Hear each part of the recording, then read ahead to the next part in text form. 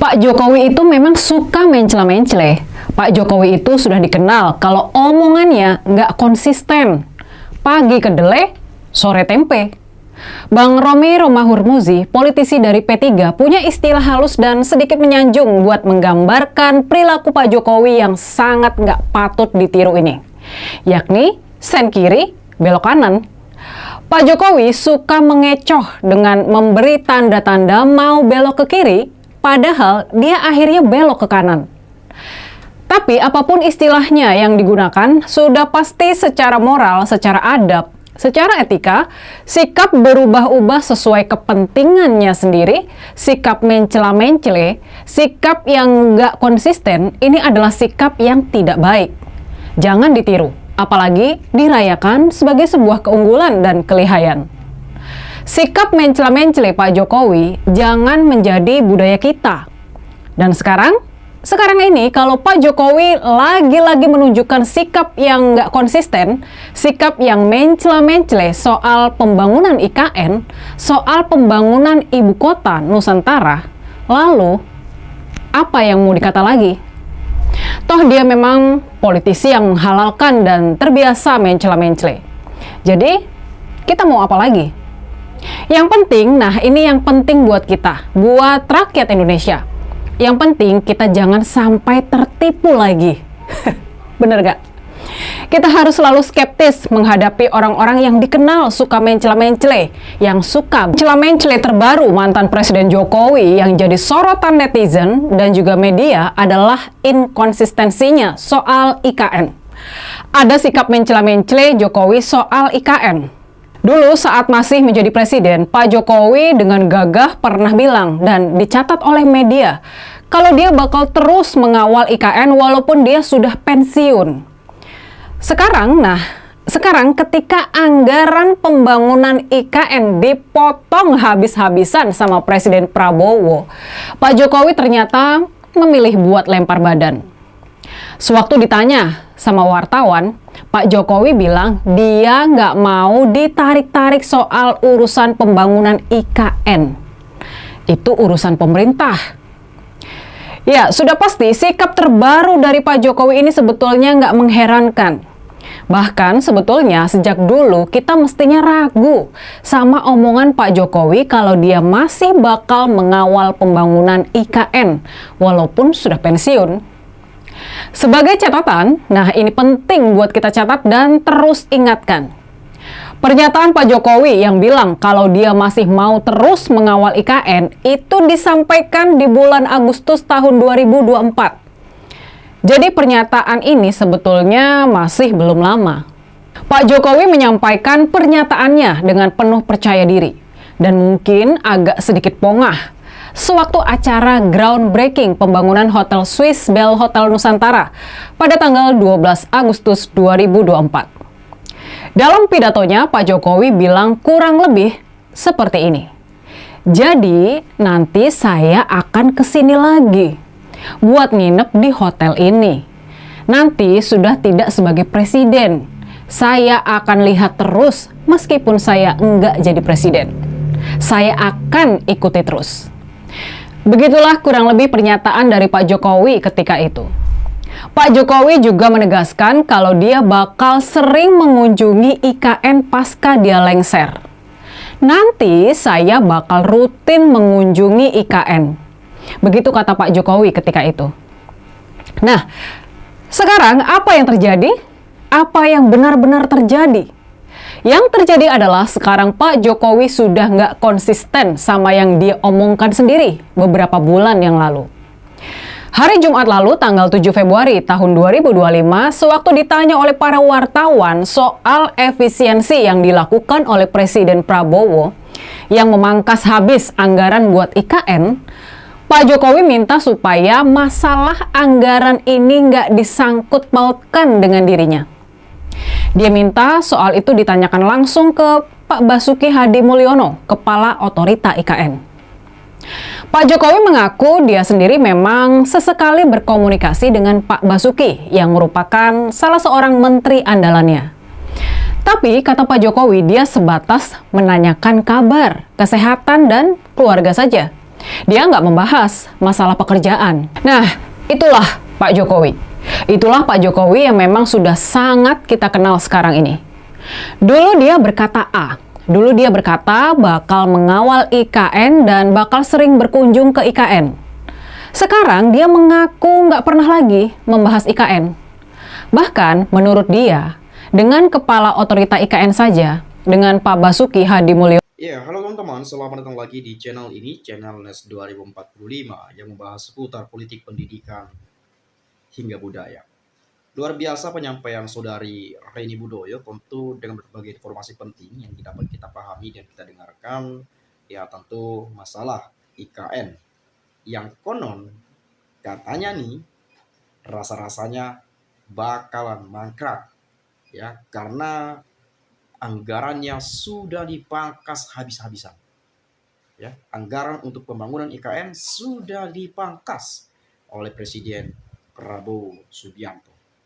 Ya tentu memang ini kita nggak tahu sebetulnya urgennya kapan ya pembangunan IKN ini, atau mungkin saat ini ditunda pembangunannya dulu, nanti tahun-tahun berikutnya setelah APBN kita stabil baru dilanjutkan, kita nggak tahu juga. Tapi sudah dipangkas habis-habisan, dan tak hanya itu sebetulnya yang dipangkas, banyak yang dipangkas, pangkas ini, pangkas itu, dan lain-lainnya. Ya tentu memang kalau kita lihat pidato Pak Jokowi selama masih menjadi presiden, itu kalau nggak salah tahun berapa ya, 2023 atau 2024 awal, saya nggak tahu, itu di IKN ya, yang mengatakan salah 40 investor telah masuk dari 40 investor datang dari apa, dari dengar mana sih, 120 ya, sekian-sekian investor tertarik datang masuk, artinya mereka tertarik untuk berinvestasi. Tetapi kenapa malah pembangunan IKN itu melalui dana APBN yang sebelumnya Pak Jokowi menyebutkan kita buat IKN ya, kita manfaatkan investor dan seterusnya, dan kita tidak menggunakan APBN dan lain-lain. Tetapi kenapa hari ini kita melihat bahwa investor itu sama sekali nggak ada, bahkan ya nyaris nggak ada gitu ya. Itu ada penyampaian yang saya dengar dari para pengamat ya, mungkin yang mengetahui soal hal inilah gitu ya. Dan baru-baru ini seperti yang dijelaskan oleh Bu Reni Budoyo, seolah-olah Pak Jokowi ya angkat tangan lah gitu ya. Padahal dulu beliau menyampaikan, walaupun saya nanti sudah purna tugas, sudah tidak lagi menjabat, akan sering-sering pantau IKN, akan sering-sering melihat ya, akan mengkawal juga. Macam-macam lah penyampaian ini. Nyatanya sekarang ya berbeda lagi. Jadi nggak heran kalau kita tadi mendengarkan ya semacam sen kanan belok kiri, atau sen kiri belok kanan, atau lebih tepatnya mencela-mencela seperti yang disampaikan tadi ya. Oke, saya coba melihat ulasan-ulasan teman-teman kita. Saya akan baca dari Rijal ya. Barang bekas itu untuk dibuang ke tempat sampah, bukan diomongin. Semakin lama baunya makin menjijikan. PDIP memandang Jokowi orang yang lugu, wajah Deso sekarang baru sadar setelah dikhianati. Semua manusia pandai menjelekkan orang lain tapi lupa akan kesalahannya sendiri. Tak ada bedanya Pak Prabowo dan Mulyono mencela-mencela. Setujukah tangkap dan adili Jokowi dan ternak-ternaknya, termasuk Taguan dan para oligarki? Ini sering sekali digaungkan, tangkap adili Jokowi dan lain seterusnya ya. Oke, makanya sejak Pilpres lalu saya tidak tertarik Prabowo karena ambil wapresnya Gibran yang langgar konstitusi. Makanya Prabowo mau jadi budaknya Jokowi. Prabowo takut dengan Jokowi. Pemimpin yang tidak amanah, ingat ajab Allah amat pedih. Orang hasad adalah seseorang yang memiliki perasaan iri hati atau dengki terhadap orang lain. Mereka merasa tidak senang atau terganggu ketika melihat keberhasilan, kebahagiaan, atau keberuntungan orang lain. Dan kadang-kadang bahkan menginginkan hal buruk terjadi pada orang tersebut. Dalam Islam, hasad adalah sifat yang tercela dan dilarang karena dapat merusak hubungan antar manusia dan hati nurani seseorang. Ciri-ciri orang yang hasad: sulit menerima kebahagiaan orang lain, Mereka merasa terganggu ketika melihat orang lain bahagia atau sukses, cenderung membandingkan diri, selalu membandingkan kehidupan, pencapaian, atau keadaan mereka dengan orang lain. Berbicara buruk tentang orang lain, kadang-kadang mereka menyebarkan gosip atau fitnah untuk merendahkan orang yang merasa dengki, tidak puas dengan apa yang dimiliki. Oke, kemudian mereka sering merasa kurang meskipun sudah memiliki banyak hal. Cara menghindari sifat hasad, atau ini caranya ya. Tingkatkan rasa bersyukur. Fokus pada nikmat dan rezeki yang sudah diberikan oleh Tuhan. Berdoa untuk kebaikan orang lain, mendoakan keberkahan bagi orang lain dapat membantu menghilangkan rasa iri. Jauhi perbandingan sosial, hindari membandingkan diri dengan orang lain, terutama di media sosial. Ingat dampak negatif hasad, sifat ini merusak hubungan dan menambah beban pikiran. Luar biasa ya, langsung tadi menurut agama Islam tadi ya. Oke. Kemudian, Jokowi adalah presiden terbaik yang dimiliki bangsa ini, berani berintegritas dan memiliki visi cerdas. Beda dengan Bowo yang botol, Anda yang stupid menilai karena kebencian. Saya nggak tahu lah ya, komentar banyak banget itu ya. Kita ngaca pada diri sendiri apa yang sudah kita perbuat pada negeri ini.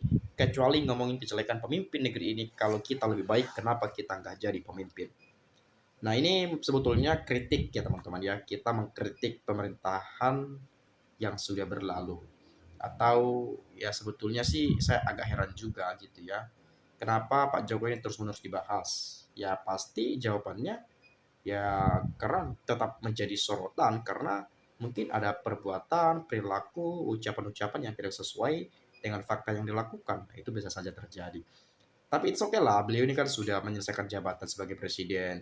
Nah, kita juga berterima kasih ya berbagai legasi yang sudah dijalankan, gagasan, ide, pikiran, kerja keras, ya dan seterusnya, membuat pembangunan dan bantuan-bantuan selama ini kita bersyukur itu meskipun kadang-kadang banyak orang yang mengkritik karena ya terlalu ugal-ugalan juga mengeluarkan anggaran ya sampai-sampai banyak yang korupsi itu ya.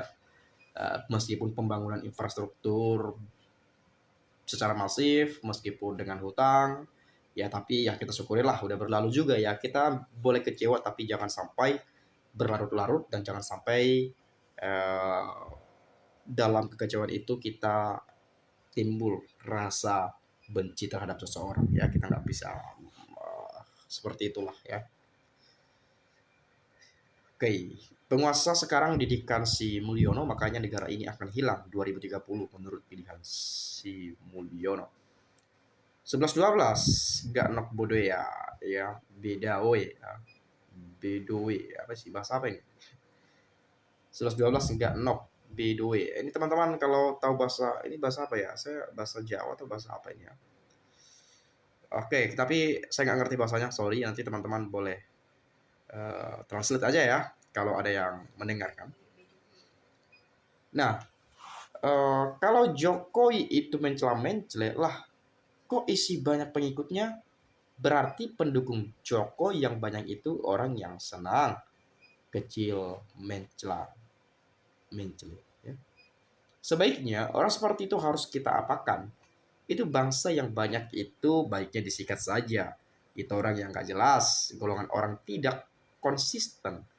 Kalau bisa usul, orang Jokowi itu orang yang tidak baik sebaiknya. Orang tidak baik harus dilibas dan diadili saja. Hukum jadi panglima negara artinya Jokowi itu orang tidak baik, tidak jujur, tidak baik harus dilibas dan dihukum saja. Nah artinya ketika kita melihat kondisi ini, banyak masyarakat menginginkan Pak Jokowi diadili, ditangkap, macam-macam, teman-teman ya. Ya ini nggak heran lagi sebetulnya saya kalau baca-baca seperti ini karena sudah sering sekali menemukan komentar-komentar ini, sudah ribuan malahan ya, ribuan komentar udah saya baca tuh.